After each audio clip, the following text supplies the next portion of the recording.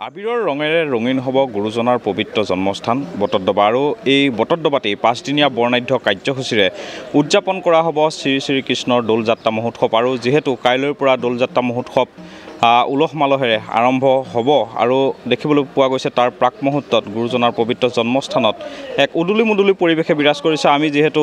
এই পবিত্ৰ থানতেই আমি উপস্থিত আছোঁ, আমি পৰিৱেশ ND24 দৰ্শকসকলক দেখুৱাইছোঁ যে এনেদৰে সজাই পৰাই চাফ চিকুণ কৰি তোলা হৈছে, সাজু কৰি ৰখোৱা হৈছে, কাৰণ লক্ষ লক্ষ ভকত বৈষ্ণৱক আদৰিবৰ বাবে ইতিমধ্যে গুৰুজনাৰ পবিত্ৰ জন্মস্থানৰ যি ভকত বৈষ্ণৱসকল আছে সকলো আচলতে সাজু হৈছে। আৰু এই মুহূৰ্তত যেহেতু আমি বটদ্ৰৱাৰ পৰিৱেশ ND24 দৰ্শকসকলক দেখুৱাইছোঁ আৰু এই মুহূৰ্তত আমাৰ লগত সত্ৰাধিকাৰ প্ৰভু আছে, আমি পোনপটীয়াকৈ জানিবলৈ বিচাৰিম যিহেতু মাজত মাত্ৰ কেইটামান ক্ষণ বাকী আৰু কাইলৈ যিহেতু গুৰুজনাৰ পবিত্ৰ জন্মস্থানত শ্ৰীকৃষ্ণ দৌল যাত্ৰা মহোৎসৱ আৰম্ভ হ'ব, কেনেধৰণৰ প্ৰস্তুতি হৈছে আৰু লক্ষ লক্ষ ভকত বৈষ্ণৱ যিহেতু ইয়ালৈ সমাগম ঘটিব, কি ক'ব? গুৰুজনাই এই বটদ্ৰৱাতেই প্ৰথম দৌল উৎসৱৰ শুভাৰম্ভ কৰিছিল তেওঁ 21 বছৰ বয়সত আৰু তেতিয়াৰ পৰাই বটদ্ৰৱাত দৌল উৎসৱ চলি আছিল। কিন্তু বটদ্ৰৱা গুৰুজনে ত্যাগ কৰাৰ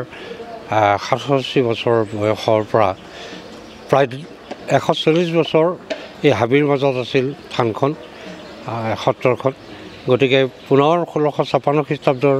আই কনক দামোদৰ আতাই পুনৰ বৰদোৱা উদ্ধাৰ কৰাৰ দিনৰ পৰা সেই 1665 খ্ৰীষ্টাব্দৰ পৰা আজিলৈকে প্ৰতি বৰ্ষত এই দৌল উৎসৱ বটদ্ৰৱাই উদযাপন কৰি আহিছে। এতিয়া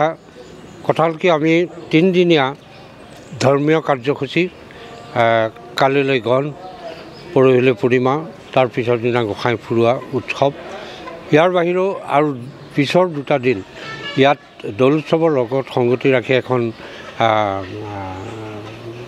মেলা হয়, য'ত ভকতসকলে আহি ঈশ্বৰ সেৱা কৃষ্ণৰ সেৱাৰ পিছত তেওঁলোকে ঘৰলৈ উভতি যাওঁতে বিভিন্ন ধৰণৰ সামগ্ৰীসমূহ ইয়াৰ পৰা ক্ৰয় কৰি লৈ যায় আৰু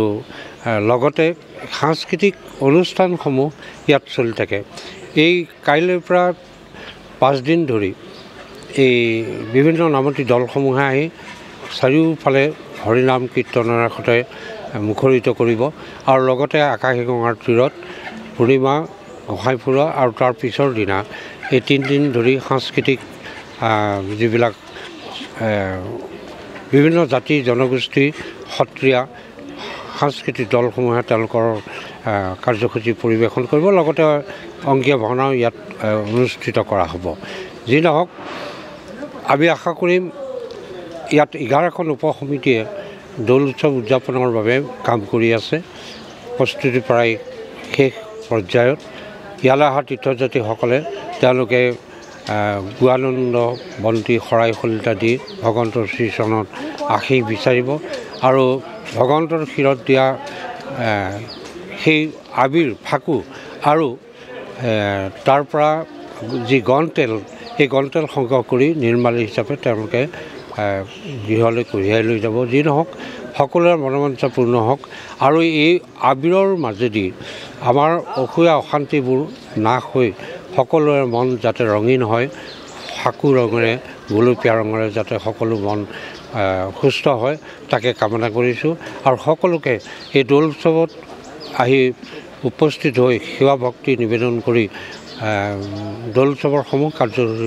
কাৰ্যসূচীত সহযোগিতা কৰিবৰ কাৰণে আহ্বান জনালোঁ। হয়, এনেদৰে দেখিবলৈ পোৱা গৈছে গুৰুজনাৰ পবিত্ৰ জন্মস্থানত এক উদুলি মুদুলি পৰিৱেশে বিৰাজ কৰিছে, কাৰণ মাজত মাত্ৰ কেইটামান ক্ষণ বাকী আছে আৰু আবিৰৰ ৰঙেৰে ৰঙীন হ'ব গুৰুজনাৰ পবিত্ৰ জন্মস্থান আৰু যিহেতু লক্ষ লক্ষ ভকত বৈষ্ণৱৰ সমাগম ঘটিব এই পবিত্ৰ ধামলৈ আৰু ভকত বৈষ্ণৱক আদৰিবৰ বাবে ইতিমধ্যে থান পৰিচালনা সমিতিও সাজু হৈছে আৰু ইতিমধ্যে প্ৰায় প্ৰস্তুতি সম্পূৰ্ণ হৈছে। আৰু এনেদৰেই দেখিবলৈ পোৱা গৈছে গুৰুজনাৰ পবিত্ৰ জন্মস্থানত এক আধ্যাত্মিক পৰিৱেশত যি দৌল মহোৎসৱ গুৰুজনাই ইয়াতে অনুষ্ঠিত কৰিছিলে, সেই দৌল মহোৎসৱ উদযাপনৰ বাবে এইবেলিও সাজু হোৱা পৰিলক্ষিত হৈছে ভকত বৈষ্ণৱসকল।